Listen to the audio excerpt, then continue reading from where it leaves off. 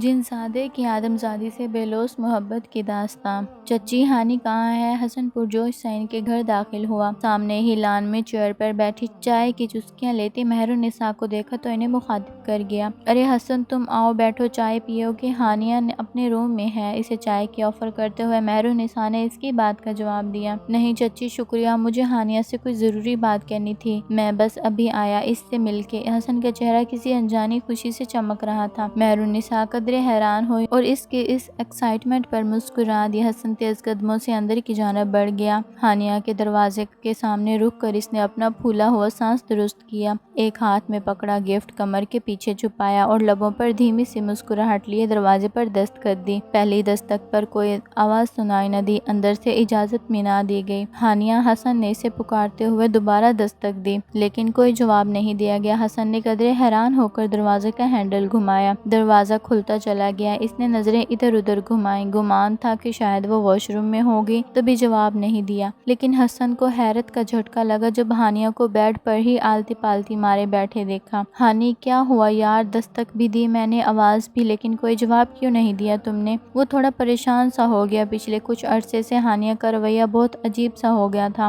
بالکل کمرہ نشین ہو کر رہ گئی تھی وہ۔ ہر وقت ہنسنے مسکرانے والی لڑکی کو نہ جانے کیوں خاموشی کا دورہ پڑ گیا تھا۔ اس بار بھی کوئی جواب نہ پا کر حسن قدم بڑھاتا اس تک آیا۔ چہرے کی خوشی بھی ماند سی پڑ گئی تھی اس کی سرد مہری کو دیکھ کر۔ ہانیہ، میں تم سے مخاطب ہوں۔ اس کے سامنے بیٹھ کر حسن قدرے سخت لہجے میں بولا۔ وہ جو سامنے موجود کاغذ پر آڑی ترچھی لکیریں کھینچ رہی تھی، اس نے ایک پل کو ہاتھ روکا، نظریں اٹھا کر حسن کو دیکھا اور پھر سے اسی کام میں مصروف ہو گئی۔ اس کا بے رنگ چہرہ اور خالی خالی آنکھیں دیکھ کر حسن کے اندر کہیں گہری تکلیف کا احساس جاگا تھا۔ کہاں تو وہ سلیقہ مند نقص سے تیار رہنے والی لڑکی تھی، لپسٹک کی تو شیدائی تھی وہ۔ حسن نے کبھی اسے لپسٹک کے بغیر نہ دیکھا تھا، لیکن پچھلے کچھ عرصے سے وہ جیسے خود ہی اپنے وجود سے بے نیاز سی ہو گئی تھی۔ کسی اور کے جذبات و احساس کا تو خیال کیا کرتی وہ، اپنا خود کا ہوش نہ تھا۔ چند لمحے بے بسی سے اس کے جھکے سر کو دیکھتے رہنے کے بعد حسن نے کمر کے پیچھے چھپایا گفٹ نکالا۔ مبارک ہو ہانیہ، تمہارا رزلٹ آیا ہے آج اور فرسٹ ڈویژن میں پاس ہوئی ہو تم۔ کچھ دیر پہلے کی خوشی ایک بار پھر اس کے لہجے سے جھلکنے لگی تھی۔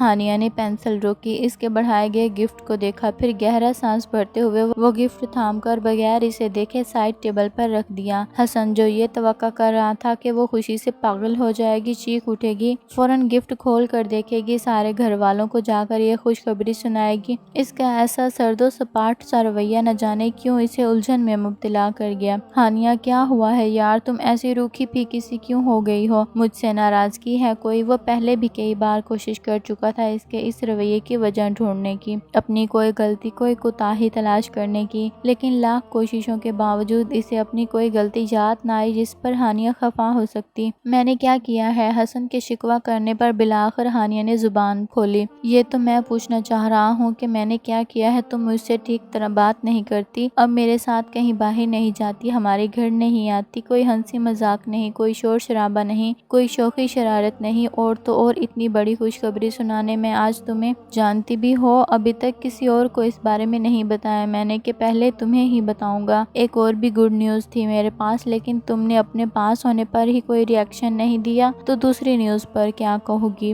یہاں تک کہ آج میرے دیے گفٹ پر تھینکس تک نہیں کہا تم نے، جبکہ پہلے بے تابی سے میرا دیا گفٹ کھولتی تھی، کئی بار اپنی خوشی کا اظہار کرتی تھی، ایسی تو کبھی بھی نہیں تھی تم۔ وہ اداس سا کہہ رہا تھا۔ تھینکس، اس نے سپاٹ لہجے میں فقط ایک لفظ کہا، گفٹ کو کھولنے کی زحمت ابھی بھی نہیں کی تھی۔ یار مسئلہ کیا ہے تمہارے ساتھ؟ آخر کس خطا کی سزا دے رہی ہو مجھے؟ کوئی وجہ تو بتاؤ یوں منہ بنانے کی۔ اگر تم اس دن ریسٹورنٹ والی بات سے خفا ہو تو ٹھیک ہے، لے جاؤں گا تمہیں رات کے وقت کسی قبرستان یا پرانی حویلی میں، سہ لوں گا سب کی لان تان، سب کی ڈانٹ بھی سن لوں گا، لیکن خدا را اب یہ ناراضگی ختم کر دو۔ تم جانتی ہو تمہاری خاموشی مجھ پر گراں گزرتی ہے، تم ناراض ہوتی ہو تو میری جان پر بنی رہتی ہے تم۔ وہ جھنجھلائے ہوئے انداز میں کہے جا رہا تھا۔ یہ دیکھے بغیر کہ قبرستان اور پرانی حویلی کے نام پر وہ خوف سے سفید پڑنے لگی تھی، آنکھوں میں وحشت کا جہاں آباد ہوا تھا۔ مجھے نہیں جانا کسی قبرستان، مجھے کسی حویلی نہیں جانا، چلے جاؤ تم یہاں سے، دفع ہو جاؤ تم، مجھے یہیں رہنا ہے، میرے کمرے میں کوئی مت آیا کرو میرے پاس۔ وہ ایک دم ہذیانی انداز میں چیخنے چلانے لگی تھی۔ حسن اپنی بات بھول کر بوکھلاہٹ میں اسے تکنے لگا تھا جو بے ربط سے جملے بولتی پیچھے کی جانب ہوتی جا رہی تھی۔ دونوں بازو اپنے وجود کے گرد لپیٹے وہ جیسے سب سے چھپنے کی کوشش کر رہی تھی۔ اس کی سانسیں بھی ناہموار تھی۔ ہانی کیا ہوا ہے تمہیں؟ ہانی پلیز چیخنا بند کرو، ٹھیک ہے؟ کہیں نہیں لے کر جاؤں گا تمہیں، پلیز ریلیکس۔ وہ اس کے قریب کھڑا اسے سنبھالنے کی کوشش کر رہا تھا لیکن ہانیہ اس کے ہاتھ جھٹکتی بار بار پیچھے کی جانب کھسکتی جا رہی تھی۔ مہرالنساء اس کی چیخیں سن کر بھاگتی ہوئی کمرے میں آئی، سوالیہ نگاہوں سے حسن کو دیکھا۔ حسن نے بے بسی سے نگاہ اس پر ڈالی، پھر شانے اچکا دیے کہ وہ خود بھی نہ جانتا تھا ہانیہ کی اس حالت کی وجہ۔ مہرالنساء نے ہانیہ کو پچکارتے ہوئے ٹھنڈا کرنا چاہا۔ وہ ڈرے سہمے سے انداز میں مہرالنساء کے گلے لگ گئی، کسی چھوٹی سی بچی کی طرح جو خواب سے اچانک ڈر جاتی ہے۔ مہرالنساء کے اشارے کرنے پر حسن ایک نگاہ اس پر ڈالتا کمرے سے نکل گیا۔ دادا جی کی طبیعت اچانک بے حد خراب ہو گئی تھی، ان سب کے تو گویا ہاتھ پاؤں ہی پھول گئے تھے۔ دادا جی چونکہ ہانیہ کے گھر رہائش پذیر تھے، اسی لیے ہانیہ سے کچھ زیادہ ہی محبت تھی انہیں، اپنے ماں باپ سے بھی زیادہ لاڈلی تھی وہ ان کی، اور شاید اسی وجہ سے دادا جی بھی آج کل اس کی طبیعت کے پیش نظر کافی پریشان رہنے لگے تھے۔ بہت سے ڈاکٹر سے اس کا علاج کروایا گیا لیکن سب اس کی حالت کی وجہ ڈپریشن قرار دے کر میڈیسنز دے دیتے، اور کل رات دادا جی نے ہانیہ کے حوالے سے شاید کوئی بہت برا خواب دیکھا تھا جس کے باعث وہ خاصے پریشان تھے، کیونکہ ان کے اکثر خواب سچے ہوا کرتے تھے، اور اسی بات کی ٹینشن لیتے ہوئے انہوں نے اپنی طبیعت خراب کر لی تھی۔ بی پی خطرناک حد تک شوٹ کر گیا تھا، انہیں ہاسپٹل لے کر جانا پڑا، اور جب حالت خطرے سے باہر آئی تو گھر آتے ہی انہوں نے ایک ہی رٹ لگا دی کہ جلد سے جلد ہانی اور حسن کی شادی کی جائے۔ ان کی اس اچانک ضد کے باعث دونوں گھرانے خاصے پریشان ہو چکے تھے کہ اس طرح ایک دم سے کیسے شادی کر دی جائے۔ ان کے لیے بہت سے پلان سوچ رکھے تھے دونوں گھروں نے۔ اب 15 دن میں تیاریاں کرنا بے حد مشکل تھا، لیکن چونکہ یہ حکم دادا جی کا تھا لہٰذا اس حکم کو ٹالنا ناممکن تھا، اسی لیے سب بڑوں نے اکٹھے ہو کر یہ فیصلہ کیا کہ 7 دن بعد یعنی اگلے جمعے کو نکاح کر دیا جائے، اور پھر 15 دن بعد یعنی جمعے کو رخصتی کا عمل طے پا جائے۔ کسی نے سوچا بھی نہ تھا کہ یہ شادی اتنی جلدی ہو جائے گی، کیونکہ ابھی ہانیہ کو مزید پڑھنا تھا، حسن کی نئی جاب لگی تھی، اسے اسٹیبلش ہونا تھا، اپنا کیریئر بنانا تھا، پھر 3 سے 4 سال بعد تک شادی متوقع تھی، لیکن قسمت کو شاید کچھ اور ہی منظور تھا۔ سب گھر والے تو خوش تھے لیکن دادا جی کی خوشی کا تو کوئی ٹھکانہ ہی نہ تھا، جبکہ ہانیہ کا رویہ ویسا ہی تھا، سرد اور خاموش، اور حسن خوش تو وہ بھی تھا لیکن ہانیہ کا پراسرار سا رویہ اسے الجھا رہا تھا۔ خیر گھر والوں نے یہ امید دلائی تھی کہ ہانیہ شادی کے بعد ٹھیک ہو جائے گی۔ حسن نے بھی پورا ارادہ کر رکھا تھا کہ شادی کے بعد ہانیہ کو اتنی خوشیاں دے گا کہ وہ پھر سے چہکنے لگے گی، پہلے کی طرح ہنسنے بولنے لگے گی۔ کون جانتا تھا کہ شادی کے بعد کیا طوفان آنے والا تھا ان کی زندگی میں۔ نکاح کا دن آن پہنچا تھا، شام 7 بجے نکاح کا وقت رکھا گیا تھا، سب مہمان بھی آ چکے تھے، گھر بھرا بھرا سا لگ رہا تھا، ہر طرف چہل پہل تھی، پورے گھر کو لائٹنگ سے سجایا گیا تھا۔ اس وقت دوپہر کے 2 بج رہے تھے جب حسن سب گھر والوں اور مہمانوں سے نظر بچا کر ہانیہ کے کمرے کی جانب آیا۔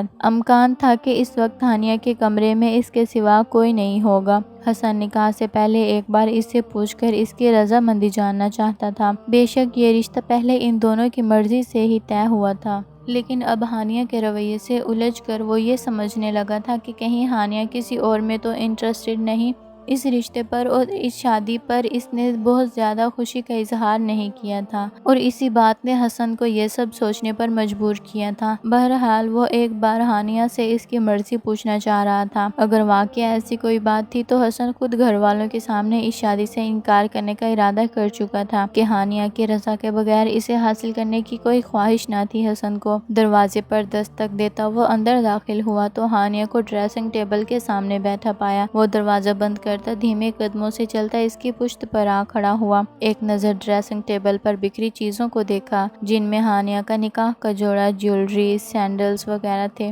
دوسری نظر حسن نے آئینے میں نظر آتی ہانیہ کے وجود پر ڈالی جو بالکل سادگی کی حالت میں بیٹھی خالی نظروں سے ان سب چیزوں کو دیکھے جا رہی تھی، حسن پر ایک نگاہ تک نہ ڈالی تھی۔ اس نے پتہ نہیں کیوں وہ حسن کی طرف سے ایسی بے نیازی برت رہی تھی۔ ہانی، نرم آواز میں حسن نے اسے پکارا۔ ہانیہ نے قدرے چونک کر آئینے میں نظر آتے اس کے عکس کو دیکھا، لیکن اگلے ہی پل نظریں چرا گئی۔ حسن چلتا ہوا اس کے سامنے آیا، اس کے اسٹول کے سامنے خود نیچے گھٹنوں کے بل بیٹھ گیا۔ کبھی سوچتے ہوئے اس کا ہاتھ اپنی گرفت میں لے لیا۔ کیا سوچ رہی ہو؟ کوئی پریشانی ہے تو مجھ سے شیئر کرو۔ اس نے نرمی سے اس کا ہاتھ دباتے ہوئے جیسے اسے حوصلہ دینا چاہا۔ ہانیہ چند پل یوں ہی بے خیالی میں اسے دیکھے گئی۔ نہیں، کوئی پریشانی نہیں، اس نے دھیمی آواز میں کہتے ہوئے اپنا ہاتھ اس کی گرفت سے نکالنا چاہا، لیکن حسن نے گرفت مزید مضبوط کر لی۔ تو پھر اس رویے کی وجہ؟ ہانی، کیا بات ہے جو تمہارے دل میں کھٹک رہی ہے؟ دیکھو، ہمارے درمیان باقی سب رشتے بعد میں ہیں، سب سے پہلے ہم بہترین دوست ہیں، اور دوست ایک دوسرے سے کچھ نہیں چھپاتے۔ تم اپنے دل کی خلش مجھ سے بیان کرو، ہو سکتا ہے ہم دونوں مل کر کوئی حل نکال سکیں۔ وہ ہر ممکن کوشش کر رہا تھا کہ کم از کم ایک بار ہی صحیح، لیکن ہانیہ کھل کر اس سے بات تو کرے۔ کوئی بھی بات نہیں ہے حسن، میں ٹھیک ہوں، اس نے سر کھجاتے ہوئے کہا۔ ساتھ ہی وہ اپنے ناخنوں سے کھیل رہی تھی، جیسے اپنے اندر کے اضطراب کو چھپانے کی ایک ادنی سی کوشش کر رہی ہو۔ کیا تم اس رشتے سے خوش نہیں؟ آخری حربہ آزمایا تھا حسن نے، لیکن یہ سوال پوچھتے ہوئے اس کے لہجے میں خوف کی جھلک ہانیہ نے بھی واضح محسوس کی تھی۔ اس کی آنکھوں میں ایک ڈر سا تھا، شاید ہانیہ کی جانب سے مثبت جواب ملنے کا ڈر۔ ہانیہ خاموش سی ہو گئی۔ دیکھو ہانیہ، میرے لیے ہمیشہ تمہاری مرضی اہم تھی، اور آج بھی تمہاری بات ہی اہم ہے۔ میں نہیں چاہتا کہ کوئی بھی بات تمہاری مرضی کے خلاف ہو۔ تم بھی جانتی ہو اور میں بھی کہ یہ رشتہ ہم دونوں کی پسندیدگی کے باعث ہی جڑا ہے، اور اب ہمارا یہ نکاح رشتے کے بندھن میں بندھنے جا رہا ہے۔ ابھی وقت ہے تمہارے پاس، اگر تم کسی اور کو لائک کرتی ہو تو مجھے بتا دو، یقین کرو تم پر حرف تک نہیں آنے دوں گا۔ سارا الزام میں اپنے سر لے لوں گا، لیکن پلیز آج خاموش مت رہو، اپنے دل کی بات کہو آج، بس کسی سے ڈرنے کی ضرورت نہیں۔ حسن نے ہمیشہ ہر پل اسے اپنے ساتھ کا احساس دلایا تھا، اور وہ آج بھی یہی کر رہا تھا۔ ہانیہ نے نم آنکھوں سے اس کی جانب دیکھا، اپنا ہاتھ اس کی گرفت سے نکال کر اس کے ہاتھوں کو اپنے نازک ہاتھوں میں تھاما۔ تم کل بھی مجھے پسند تھے حسن، تم آج بھی مجھے پسند ہو، کیونکہ جتنا تم مجھے سمجھتے ہو کوئی اور نہیں سمجھ سکتا۔ تمہیں ہمیشہ اپنے ہمسفر کے طور پر پا کر میں خود کو خوش قسمت تصور کروں گی، لیکن شاید میں تمہارے قابل نہیں حسن۔ مجھے ڈر لگتا ہے، خوف آتا ہے کہ زندگی میں کبھی کسی مقام پر اگر تم نے مجھے تنہا چھوڑ دیا تو میں تو جیتے جی مر جاؤں گی۔ کسی کو کھونا اتنا تکلیف دہ نہیں ہوتا جتنا کسی کو پا کر کھو دینا اذیت دیتا ہے، اور اگر میرے ساتھ ایسا کچھ ہوا تو میں برداشت نہیں کر پاؤں گی۔ وہ سسک اٹھی تھی، اور اس کی یہ سسکیاں پگھلے شیشے کی مانند حسن کی سماعتوں تک پہنچی تھیں۔ ایسا کبھی نہیں ہوگا یار، تم ایسا سوچ بھی کیسے سکتی ہو؟ تمہارا ہاتھ تھاما ہے تو ساری زندگی وفا کروں گا تم سے، چاہے تو لکھوا لو، چاہے تو قسم اٹھوا لو۔ تمہیں چھوڑنا تو میرے لیے یوں ہے جیسے میں سانس لینا چھوڑ دوں، اور سانس لیے بغیر کوئی زندہ رہا ہے کبھی؟ آئندہ ایسی کوئی بات سوچنا بھی مت، سمجھی؟ وہ پیار بھری دھونس جما کر اس سے کہہ رہا تھا، جبکہ ہانیہ کے جواب پر دل سکون اطمینان سے بھر گیا تھا، سارے خدشات کہیں دور جا سوئے تھے۔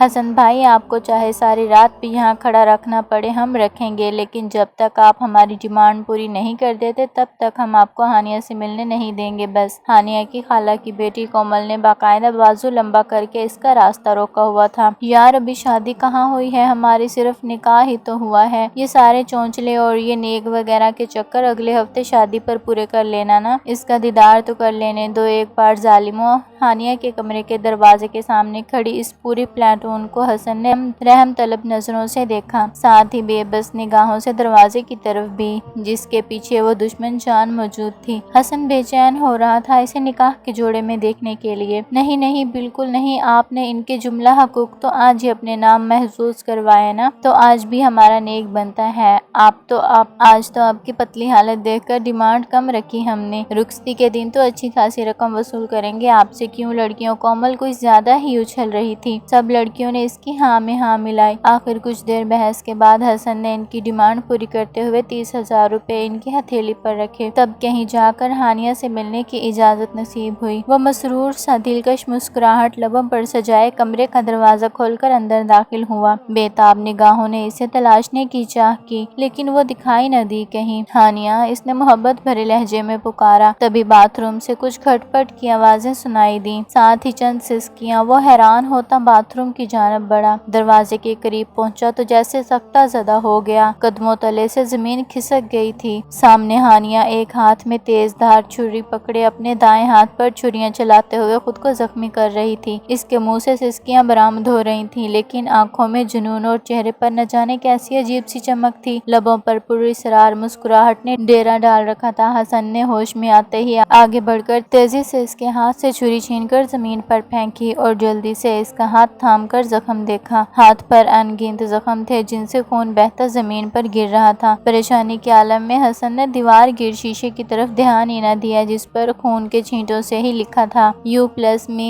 equal to love۔ ہانیہ پاگل ہو گئی ہو تم، یہ کیا کر رہی ہو؟ وہ چلایا۔ اس کا خون دیکھ کر حسن کی آنکھوں کے سامنے اندھیرا سا چھانے لگا تھا، جبکہ ہانیہ اس سے اپنا ہاتھ چھڑانے کو زور آزمائی کر رہی تھی۔ ہانی بس کر دو، کیا پاگل پن ہے یہ؟ دیکھو کتنا خون بہہ گیا ہے۔ چچی، چچا جان، محسن۔ ماہی بیاب کی طرح تڑپتی مچھلی ہانیہ کو بمشکل سنبھالتے ہوئے حسن نے باقی گھر والوں کو آوازیں دی۔ چند ہی لمحوں بعد سب بھاگتے دوڑتے وہاں تک پہنچے اور سامنے کا منظر دیکھ کر سب کے ہوش اڑ گئے۔ چچا جان اور چچی جان نے آگے بڑھ کر ہانیہ کو قابو کرنے کی کوشش کی جو حسن سے کنٹرول ہی نہ ہو رہی تھی۔ چند لمحوں کی زور آزمائی کے بعد ہانیہ کمزوری اور نکاہت کے باعث ان کے بازو میں جھول گئی، جبکہ باقی سب افراد منہ پر ہاتھ رکھے ہکا بکا یہ منظر دیکھ رہے تھے۔